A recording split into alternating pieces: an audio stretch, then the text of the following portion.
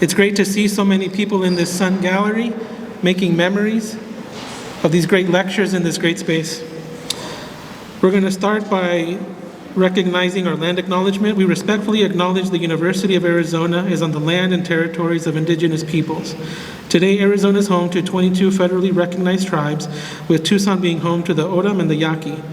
Committed to diversity and inclusion, the university strives to build sustainable relationships with sovereign Native nations and indigenous communities through educational offerings, partnerships, and community service. I also want to take this opportunity to recognize and to thank the events committee. My name is Oscar Lopez. I'm the acting chair. This is my last year. Taking over as the incoming chair is Professor Teresa Rosano. We are also joined by Ashley Simone, Noemi Desplan-Listart, Morgan Oster, fifth-year architecture student Khadija Didan, and fourth-year architecture student Ella Parsons. And as always, if you're interested, if you're a student and interested in being in the committee, send me an email. So today we're joined by Professor Beth Weinstein.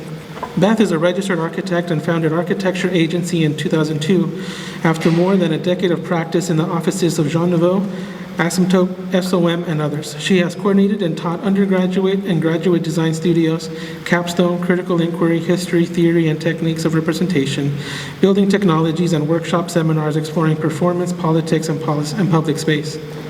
In recent courses, she and her students have examined Paris through lenses of empire and post-colony and have reimagined social and ecological architectures and infrastructure along New York's East River. She has lectured internationally, taught at ENSA Paris, Malakai, and the École Spéciale d'Architecture, Confluence Institute and Columbia University in Paris, as well as Columbia's GSAP, Rensselaer Polytechnic Institute, Pratt Institute, and Parsons, the New School of Design. At the University of Arizona, she is a faculty affiliate of the School of Art, of the Social, Cultural, and Critical Theory, GIDP, and Arizona Institutes for Resilience. Beth Weinstein's practice and research move between the architectural and the performative, and across scales from drawing to performance installations to urban interventions, investigating spatial manifestations and invisibilities of political and environmental issues. Her practice-based doctoral research explores how performances of spatial labor, employing architecture's instruments such as text, drawing, and models, can render sensible invisibilities around architectures of internment. Co-founder of RESI, Remembering Spaces of Internment, she continues to ask what forms of architecture and associated invisibilities are produced through executive order and under states of exception. So please welcome and help me in welcoming Professor Beth Weinstein.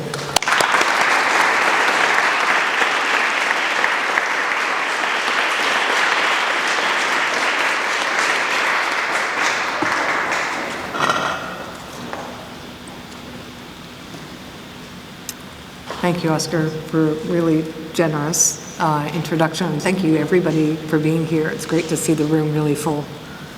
Great. Well, again, thank you, everybody, for being here. It's a big celebration for me to share this book that I've been working on for a very, very long time here. So first, I have some acknowledgments to make.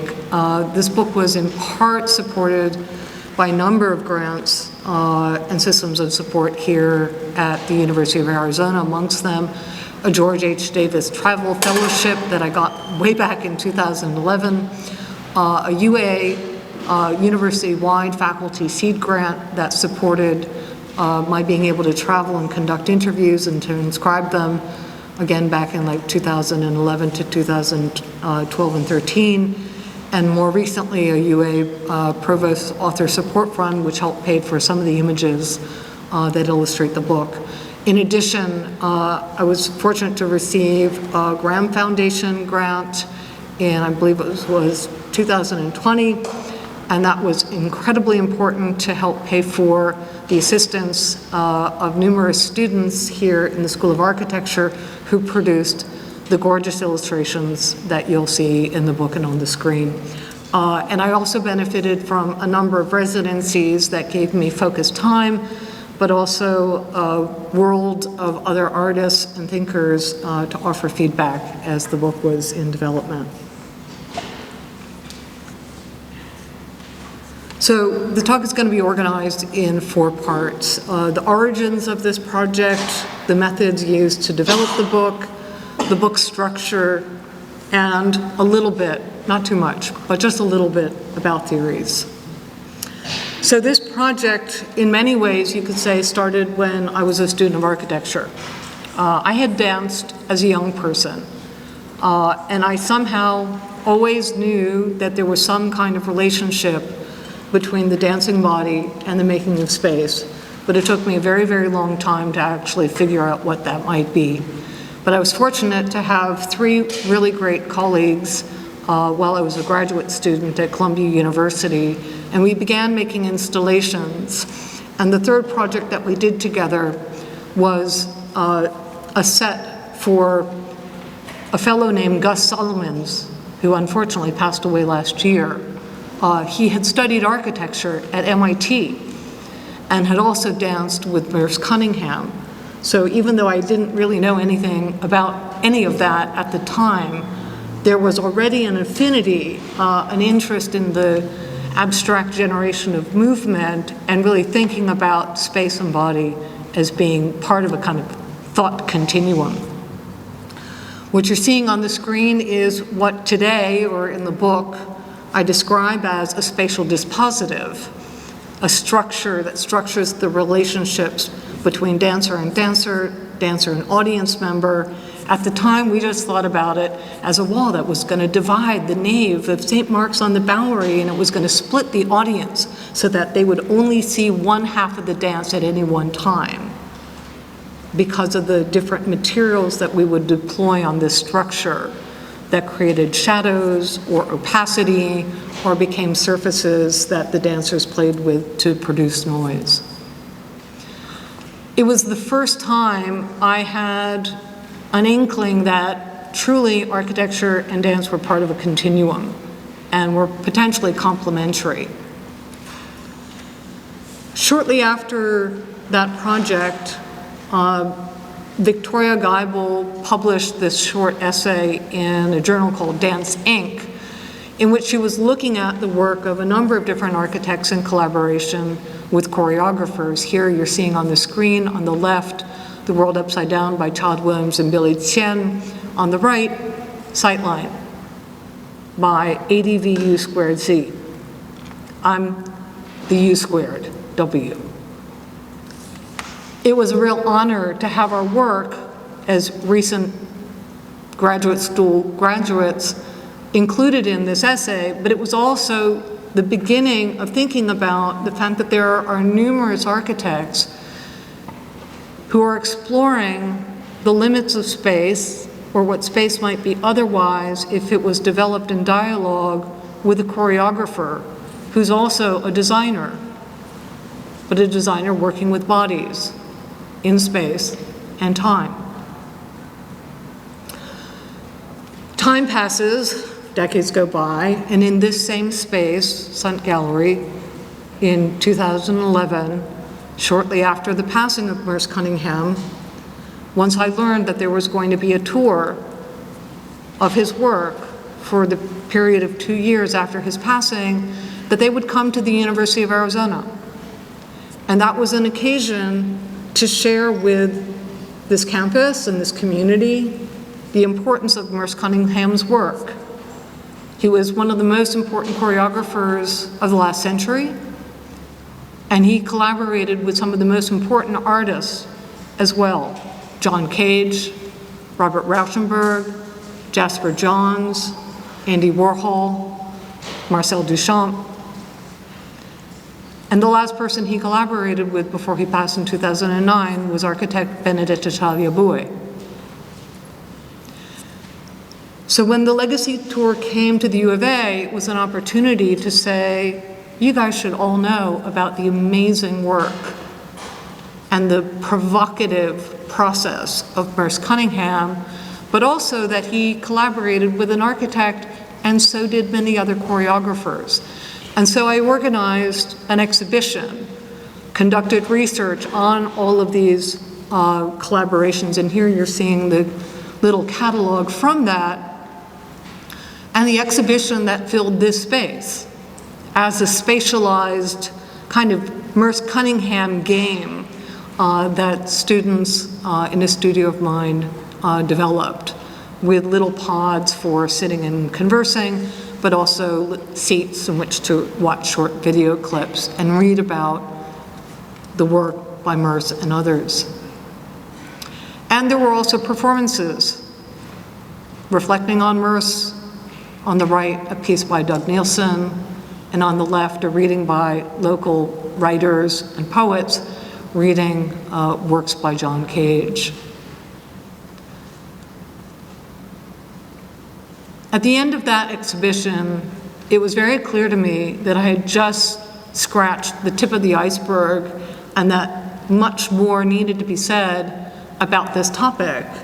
But then, of course, when you embark on a book, it becomes a much bigger project, and you have to define what's the scope, what's the limit, and what are the aims of the book. So I began by saying this is about architecture and choreography, and perhaps that was just a first reflex, thinking about these are both disciplines in which one is designing with bodies and space and time. That, according to William Forsythe, choreography is the organization of bodies in relationship to other bodies in a space which is organized. And you could say that that's also what architecture is. So I had to decide what the book is not. So the book is a book about architecture and choreography, but it's not a book about architecture inspired by choreography. And it's not a book about choreography inspired by architecture. And each one of these things could be their own book, because there's so much work in these various fields. That's another project. That's somebody else's project. It's not a book about choreography in or in response to architecture. And it's not a book about architecture inspired by dance, which is not choreography. And it's not about architecture and theater. And it's not a book about architecture and body performance art, though that would be interesting too. And it's also not a book about architectural and choreographic pedagogical projects and exercises, which would also be a really, really interesting book, but that's not what this book is about.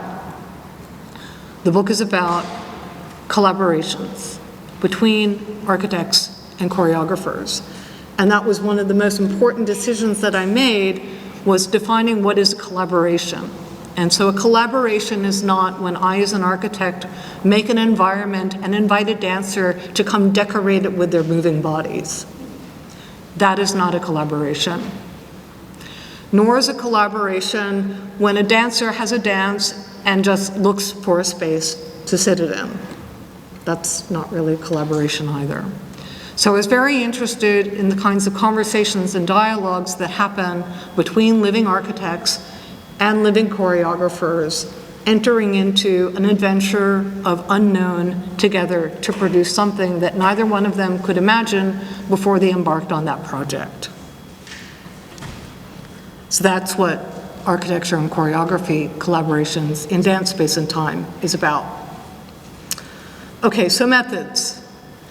I began, because I was dealing with living people, I began with interviews. Let's see if this works. And I'm sitting with Benedetta Tagliabue right across from BAM on the second night of the performance, so the day after Merce's 90th birthday. At Thomas.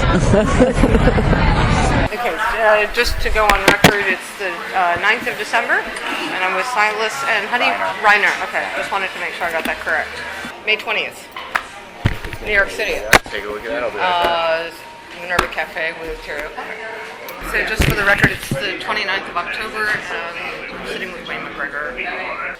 Just so I have it on tape. Sure. It's it is November 6th, yes, and I'm with Richard Siegel. Le 11 juillet, c'est juste que pour le 11 juillet l'après-midi chez Dominique Perrault dans son agence. So it's October 15th, and I'm in Martha's Vineyard, and I don't remember the name of the town. Oh, this is Aquina. Aquina, and I'm sitting in Lucinda Child's home with her after we've just been scanning. Started, it's July 13th, 2012, and I'm in the Mikolovsky Theater with Nacho Duato. Okay, so it's May 26th, and I'm in Hellerau with William Forsythe, and we're on the padded table. No, that would be the 8th of August, 2012. Yeah. Bronwyn, what's your last name? Stocks, S-T-O-C-K-S. Okay, and I'm at Bureau Architects here in North Melbourne. Yes. So just for the record, it's in Australia it's Friday, October 5th. In New York City, it's still October 4th. And I'm at Harvard. Oh, you're in Harvard. Oh, goodness. Today, just for the record, is Tuesday, April 17th, 2012, and I'm talking by Skype to Frances Burnett. July 2nd, 2012, and we're in the overly warm basement. For the benefit of the tape. Yeah, the 2012 overly warm basement of John Paulson's office. So it's December 9th, and I'm in Alyssa Monte's studio here at the New York Hotel. December 31st. Ariane Lurie Harrison, and you're at this is an office that Harrison Atelier shares with Apple Tree Partners. Today's October 17th, and I'm in the office of Todd Williams and Billy Chen in New York, and we're going to talk about the Alyssa Monte project, which was done in 1989, no idea. I guess our facts will tell us here. Well, I think the recording will make it clear that I'm here with Bill T. Jones, and it's the 29th of March, 2022.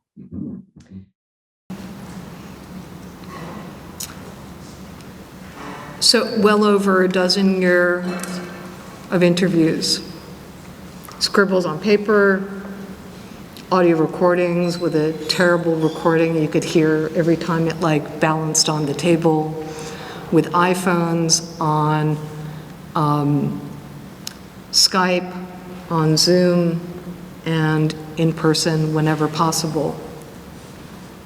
I made a point of trying to interview the architect and the choreographer separately because I was interested in their talking about not just the specific work, but the work within the larger context of their body of work and how this might fit in or be an exception from the rule. And in fact, one of my other rules above and beyond living and breathing architects and choreographers was I was interested in architects for whom scenographic design is not their primary work, but rather this conversation with the choreographer would be a kind of an exception, something perhaps at the margins of their practice, because I was curious about what they might learn from this more unique or exceptional kind of project. So these are the questions that I asked every architect and every choreographer in a fairly fluid manner, some of which lasted only 30 minutes, and some of the conversations went on for several days or over several years. A second really important part of the research methods was observation. And so that meant, whenever possible, not only seeing the work once, but several times, sometimes in different venues. When that wasn't possible, I watched videos again and again and again and again. I looked at photographs as a way of trying to understand the pieces.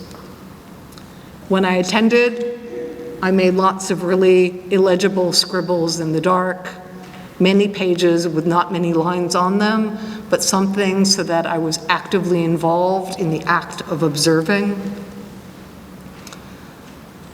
And of course, I scoured all the media, particularly of the time. So there's the ephemera, the brochures when the performances were made. There was the press that accompanied the piece, the critical reviews from the time. There were the photographs that were taken of the rehearsal as well as the final work. There were also, in many cases, drawings and other kinds of sketches from the archives of the architects and the choreographers. And then there was my own drawing. And some of the people know that my drawing was also a dialogue in conversation with others. making models from which drawings were extracted. In some cases, I made drawings assisted by others making drawings or making models from which drawings were made, and had the possibility of feedback from the architect, even if they weren't were able to share their drawings with me. As in this case, we see Alex Knizo from Diller Scofidio and Renfro. They couldn't share their drawings, but they could critique mine. And so this is the drawing of the space for that work by Bill T. Jones. Sometimes I did have drawings by the architect to work from, or photographs of their models, and we worked from that without any kind of feedback from the architects themselves. We just riffed on the information that they provided to us. And we produced our own drawings, sometimes multiple drawings to show the transformation of the space over time. There were also many projects for which archival research was necessary, and a whole chapter focuses on site. I'll come back to that later. And so in this one case, we looked at all of the archival documents for the development of Lake Ann Town Center in Reston, Virginia, that became the site of a site-specific work. And so going back and looking at what kinds of representations were available of those spaces, as well as drawings or photographs and photo montages made by the architect from their thought process. And that then informed the drawings that we would make of the space of the performance. Sometimes there was truly primary research material that we had to go find, such as the original scores by Lucinda Childs, for which I traveled all the way to Martha's Vineyard with the scanner so that I could be in her basement and scan her drawings. And that, as well as other documents that she shared with me, became the base material that ultimately then produced the drawing that we would make of the work, which is the front bookend of the book, Available Light from 1983. And then that project would reappear over 30 years later in 2015, after she and I had already had several interviews. That piece was reconstructed, and so we drew it again to show the remade piece, reinterpreted as not a site-specific work, but one that would tour. So with all of these interviews and all of this archival material, and after having gone through the process of deciphering the space of the performance through the act of drawing, then there was the work of really putting the projects in relationship, finding a structure, constructing relationships between the works, but also looking at what were the primary ideas in each one of the pieces. So the space that you're sitting in right now, in which the audience space is fractured and there are multiple vantage points onto something to be seen, is in a certain sense in dialogue with the kind of space that Frank Gehry made for Lucinda Childs, and also the kind of choreography that Lucinda Childs made for the split stages and the split audience that Frank Gehry made for her in Available Light. So part of the task was trying to identify what are the kind of core ideas that might have been shared between the architect and choreographer, and how those might change even as the work is remade over time. And so I spent many years moving these little pieces of paper around on my wall to try and find relationships between them. What are the salient themes that these things have in common? Which projects are well represented? Which ones make sense together?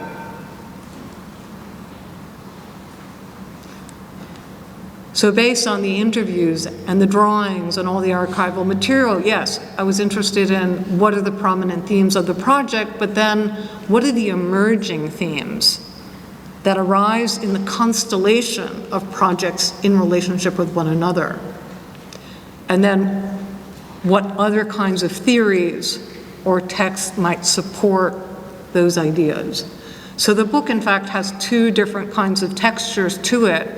one of which is really about the projects themselves, and another is really about the relationships that I've drawn between them. And that changed very significantly over time. A first structure for the book had different numbers of projects in each chapter, and there were something like 8 or 9 or 10 chapters and 60 projects. And then eventually that got chopped and reorganized, assisted by all of those little pieces of paper on my wall, to come up with something that was far more rigorous in its organization, with the notion of these 3 primary parts, one about discipline, one about space, and another about dance, and then the bookends about collaborations and time.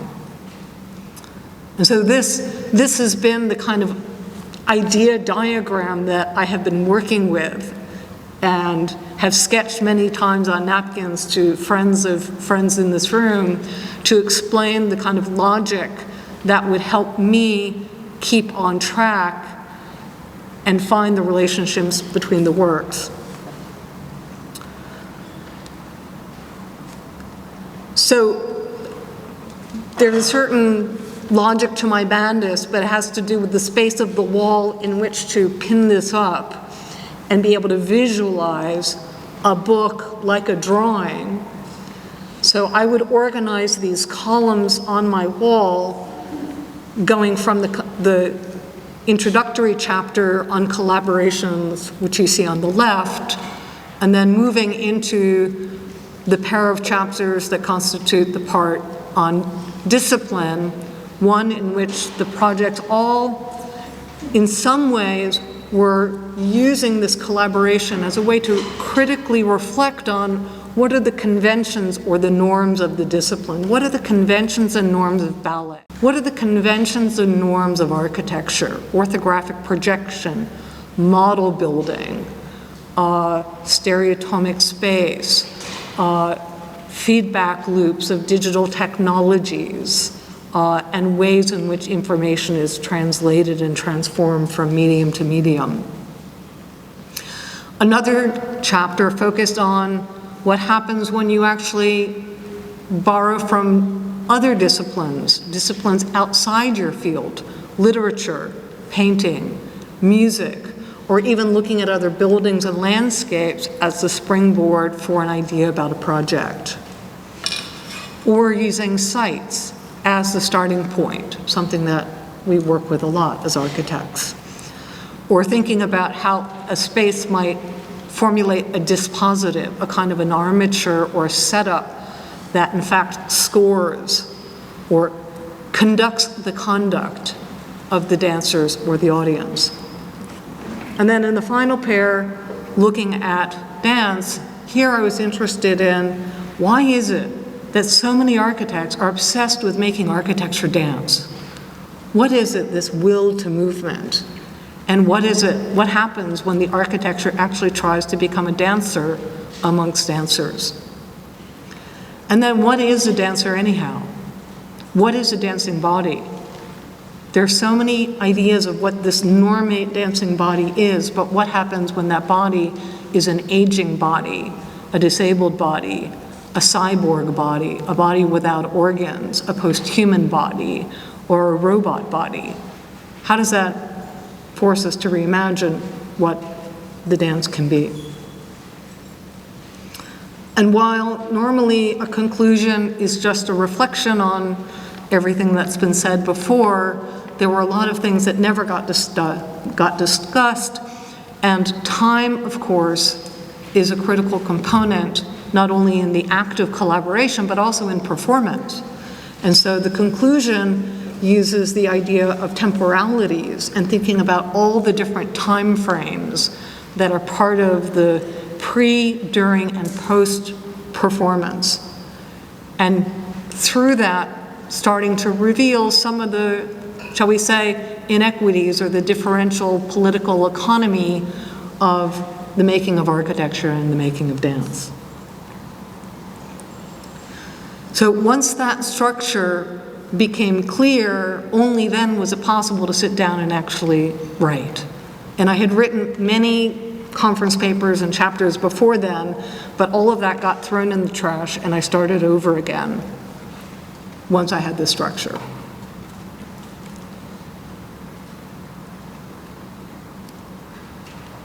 So I'm just going to touch a little bit on theories because I really want to leave some time for questions at the end. So I'm going to delve into something that I think a lot of you architecture students are probably thinking about a lot right now, which is your site and the development of site as perhaps the starting point of your project. So as with all of the chapters of the book, apart the bookends, 6 projects in relationship as a kind of a constellation gave me an opportunity to think about sites in different ways and how site became the springboard or the thing to be mined, perhaps in an extractive ecology point of view. And a number of quite interesting things came up in looking at these projects in which site was really the origin for the work.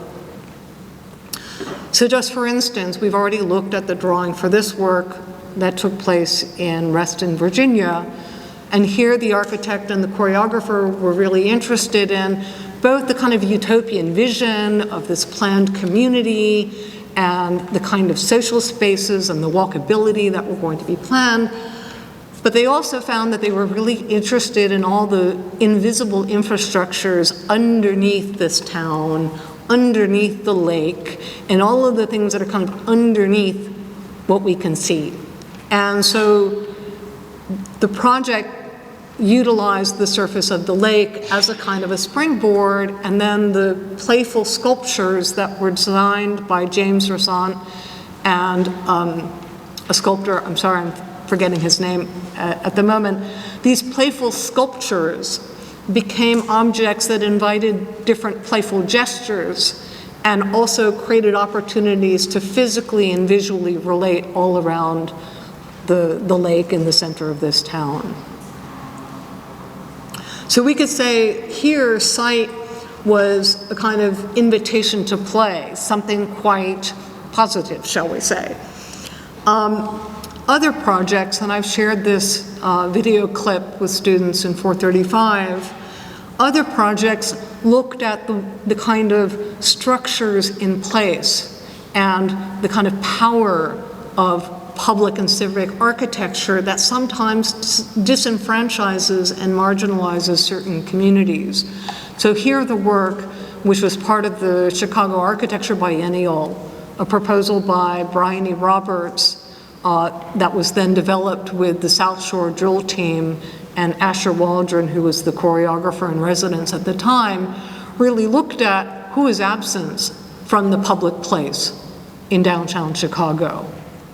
When we look at this very disciplining Miesian grid and the Miesian buildings, what kinds of bodies belong and what kinds of bodies are told, move on, you don't belong in this space. So sometimes site was also an invitation to make a critique and really think about who's been displaced or marginalized or never even invited into the space. And another project in this chapter looked at that kind of condition, but even in a more severe way, what kinds of bodies had been completely annihilated and erased from this place.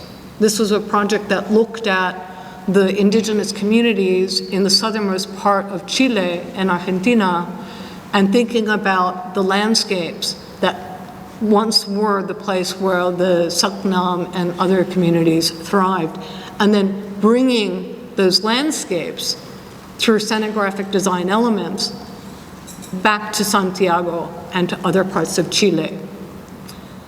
An oscillation between a dance performed on site and recorded for video, and then a dance that moved and was performed in many community centers and public squares to help raise awareness of this wonderful history of Chile long before people were really starting to think about decolonization and things of that sort.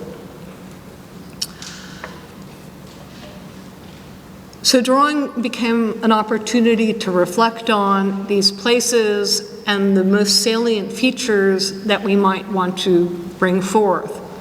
The kind of disciplining grid of the Mesian Plaza, the omphalos, the navel, the pregnant belly of the Capitoline Hill, which was referred to by the choreographer in our conversation. The lake with its mysterious underneath space. The indigenous waterways that are buried beneath the settler city of Perth, Australia, and how a site-specific meandering performance can in fact retrace where the river used to be.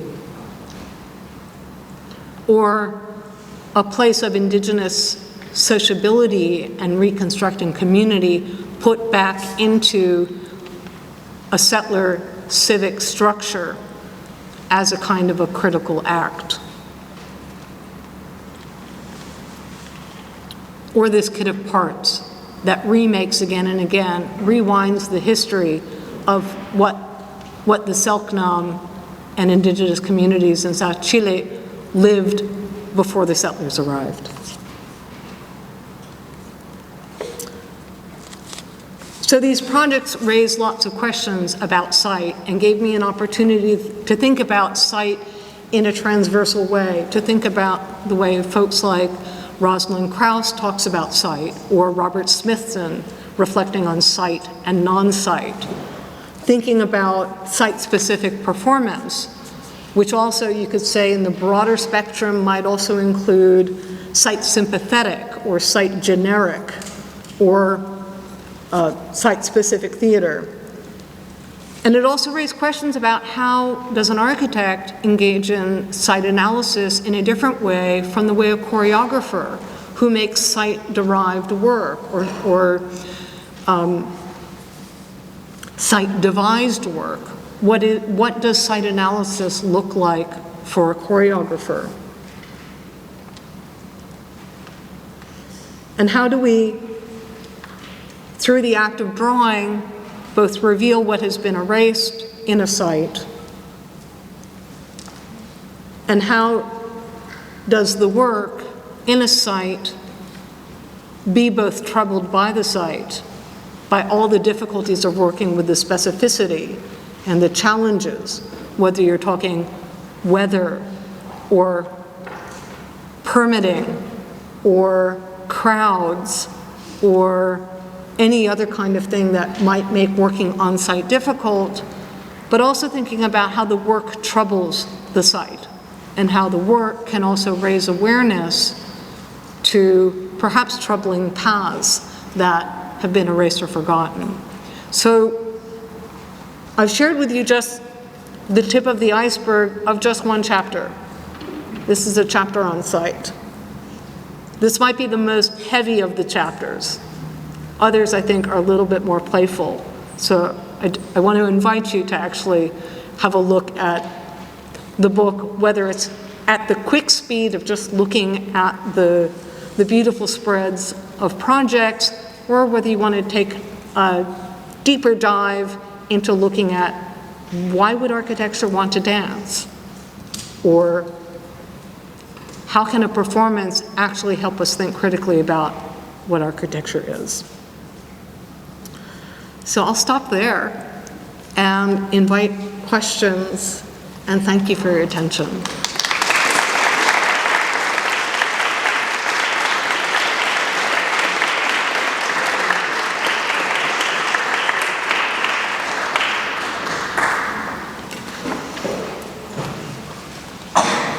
We'll start with the young lady in the front row and then. What was your favorite part of this entire process?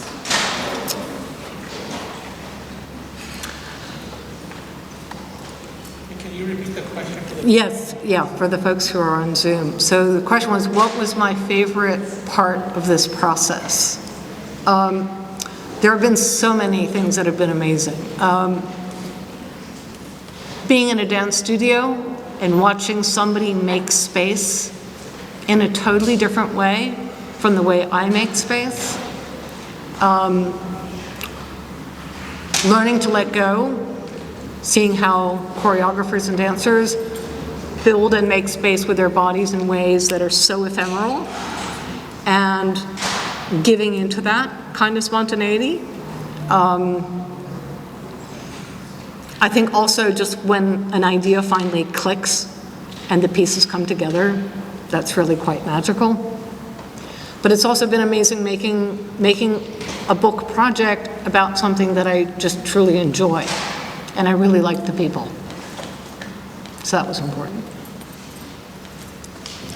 So you kind of seeded the question, so why do architects want to dance? Why do architects want to dance? I think there are a lot of architects who are frustrated by the stability and the permanence of architecture, and there's something extraordinarily liberating when you make something that is not going to last. It's like building a sketch. Liz Diller talks about constructing ideas. And when they worked, they worked, she and Rick Scofidio worked on several performance installation projects before they worked with Frédéric Flamand. But they really enjoyed the kind of live feedback of making something and immediately seeing both how the dancers would respond to it and do things with the space that they hadn't anticipated. So this kind of live feedback. But then there was also just the live feedback of the people in the room, a kind of shortening that kind of iterative process, that feedback loop, which allows you to then go back to the drawing board and iterate again and move your ideas forward in a different kind of a way.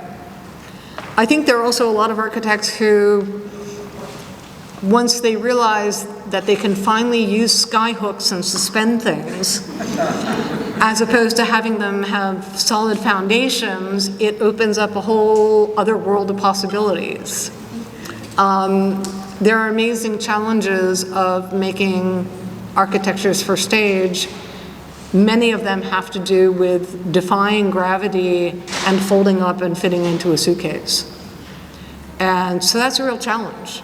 It's a real challenge for an architect. And many of them spoke of the steep learning curve of unlearning gravity and unlearning duration and thinking about how a body interacts with something in a really different way. There's a question online. Okay, I'll take the online. What was your favorite collaboration between architect and dance, and why?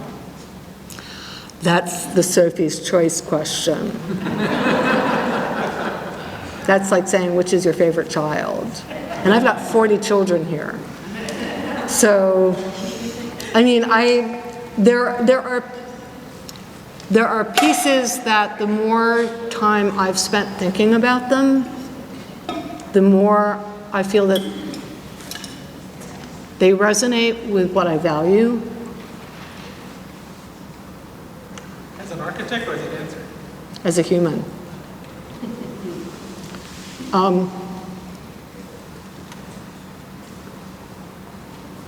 One of the strangest projects in the book is a design, a retrofit for an old train depot. And the retrofit was both to make the enclosure of the theater, but also elements that would serve as props for the theater, but also elements that would serve as props for the public to make their own space for everyday life. And so it was very much about agency and empowering the public to shape space according to their needs and to engage them, as a community in a kind of ongoing negotiation in the making of space. I'll let you figure out which project that is in the book. Cindy. Thank you. Well, first, thank you for the fantastic lecture. the structure. Thank you for taking us through the process as well. But I am still thinking about the 2007-2022 interviews. I will ask three things. So what remained important to find? What especially changed that you can rescue? And what was completely didn't make it in 2022 perception of the space or the needs of the people you interview? That's an interesting and difficult question, because what you could say, certain things endured physically, many things did not. Certain things endured as in they aged well and the ideas still resonate. You know, it's like when you listen to an old piece of music or you see an old work of theater and you ask yourself, like, did that age well? Most of these projects lived for a short period of time. There are only a few that actually had either an extremely long run or multiple lives. And so in many ways, the book is bookended by Lucinda Child's Available Light, first made in 1983 as a site-specific or semi-site-specific work, and then adapted for the Brooklyn Academy of Music, and then completely remade in 2015 with new costumes, totally new material structural strategy as to how it was made with the technologies that are available today, the exact same piece of music, the exact same choreography, and it's still an exquisite piece. Maybe one day we'll get to see it on the Centennial Hall stage. Thank you. Edward? Hi Beth, you've been talking a lot about ephemeral, short-term or short-lived projects, and there's a reflection that maybe you can guide us through, related with the architect that decide or are faced to design a very short ephemeral project. You know that in architecture school we are taught to do projects that are going to last a long period of time beyond of our lifespan time, and we sometimes, there's a difficulty of seeing the future, how our project that is going to last 100 years is going to survive or be living in the future. So I guess the reflection is how are architects that design ephemeral projects find joy in that, find a sustainable, living. How the person decides to do that and not the other. Yeah, so for the folks on screen or on Zoom, the question is about the ephemerality and architects challenged by the ephemerality as opposed to the permanence. So the conclusion of the book, some people say it kind of is all the clippings that fell on the cutting room floor. Others is like airing the dirty laundry. In the conclusion, I talk about the kind of material ecology and economy of some of these projects that were made to be for stage, for a fleeting act, and then land up in somebody's barn for 20 years until they eventually just decay and fall apart. Or are a financial burden for a company, and then they have to find a collection or some place to archive them when they decide to get rid of the structure of running a company. Because a company would have the financial structure to sustain these ephemeral architectures to be reperformed at a future date. And in some cases, the designs were made so that, the whole thing just disappears, or as best possible, goes away, or the parts get reused and repurposed and integrated into some new architecture. So these projects do open up for the architect a whole series of new questions that make you think about the demise of the work that you make, and can the deconstruction, the afterlife of the project, actually be considered as an integral part of the project? Because we usually design something and then we walk away, and we hope that the client is going to pay to have it well maintained forevermore. But in these projects, they have to fold up and they have to pack, and they go into a basement, many of which, the basement of Westbeth was flooded in Superstorm Sandy, and many dance companies lost their costumes and their sets thanks to Superstorm Sandy. So there's a whole other kind of maintenance and life to these architectures that I think, if you're the architect, there are lessons you bring back to your practice to think about, how do I maintain, or how do I design for the graceful demise of this thing in its appropriate time? It turns some of our assumptions about what architecture is supposed to do on its head. And that's where I think that there are some really valuable lessons or ways of saying, architecture is all those things that we've always learned, and it is also all of these other things too. And that those are also perhaps places within our process where we can learn some very valuable lessons.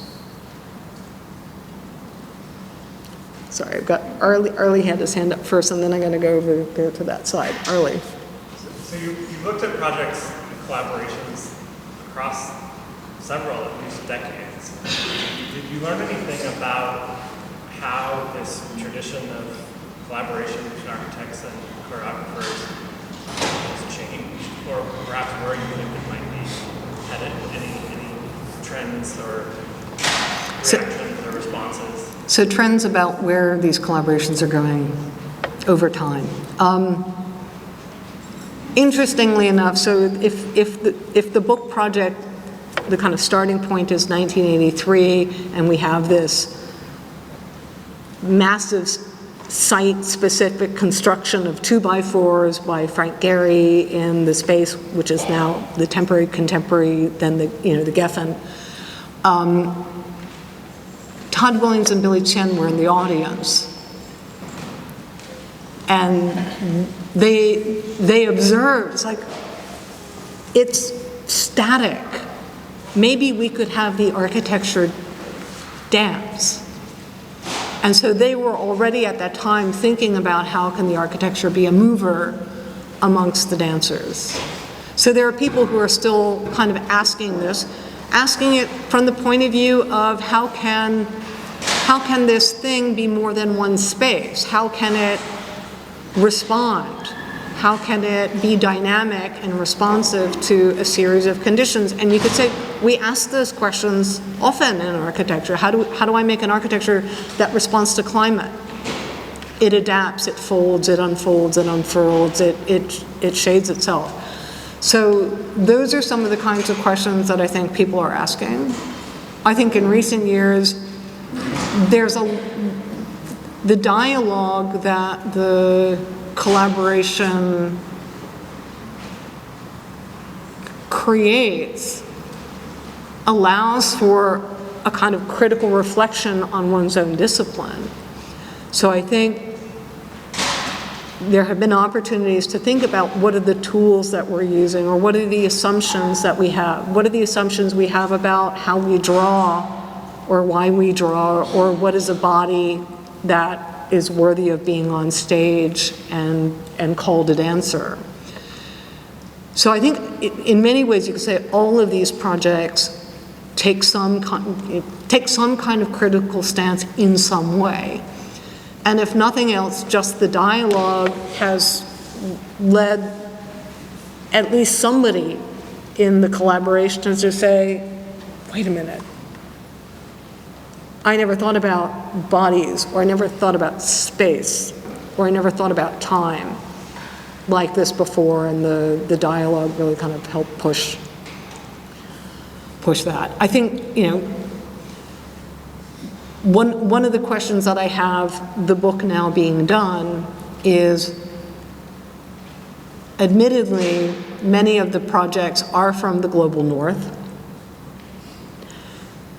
And why is it that I have failed to find more projects in the global south? And is it because the economic structures that afford these projects are just unrealistic for parts of the world that are not affluent? Begs the question, what other kinds of outcomes could there be between choreographers and architects? Maybe it's more site-specific. Maybe it is more ephemeral with fewer physical objects. I think questions of ethics and economics came up a lot, and I think that's why the book concludes with those kinds of questions. Because you could say some of these projects were luxurious in materials, in time.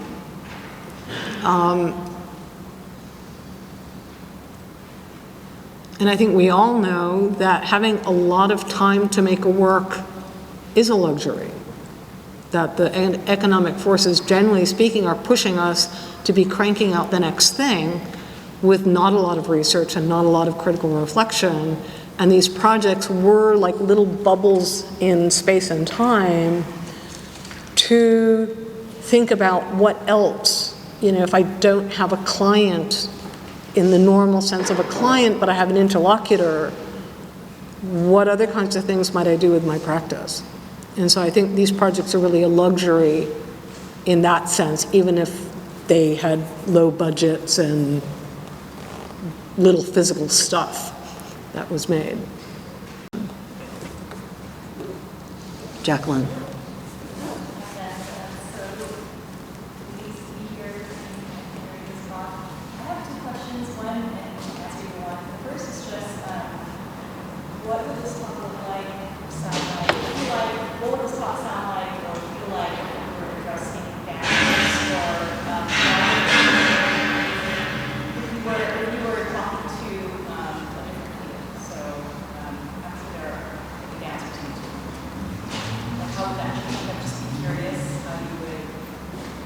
Yep.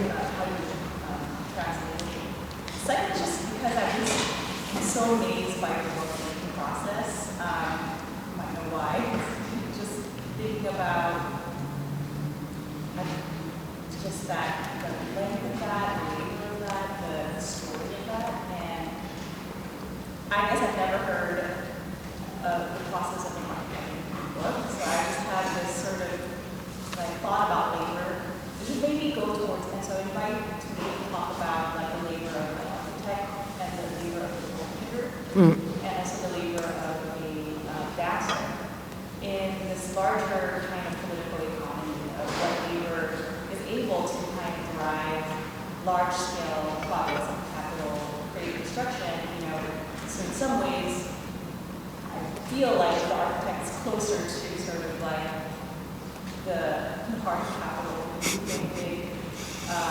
moving it, whereas the dancer or maybe the bookmaker has a certain kind of labor that can't be used towards that project. So I just kind of wanted to, 20 years, or just investing years, but this idea of time for a book versus the time that it takes to make a building or destroy it. Great question. So for the folks on Zoom, how would this talk be different if it was for an audience of choreographers or dancers as opposed to architecture students? And the question of the labor of the making of the book.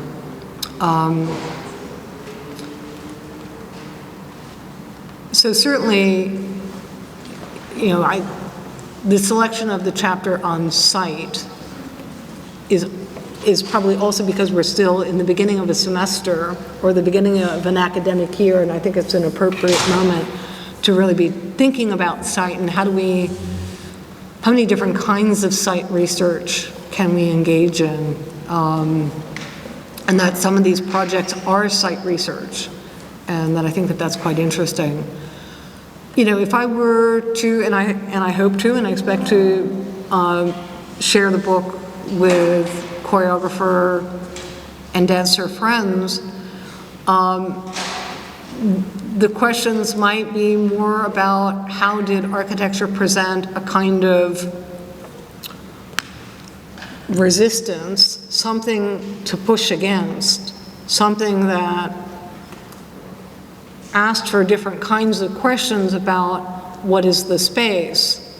When we think about the space of the body, the space between bodies as the kind of primary medium that the choreographer is working with, and that in time, and how does this physical thing, whether it's a found site or whether it's a construction that's been purpose-made for a dance, how does their understanding of space expand because of that dialogue? And what are some of the dangers that architecture presents? Are there times where you just become a body trying to push the limits, and your choreography is just trying to push the limits and see what you can do? How many things can a body do with this space?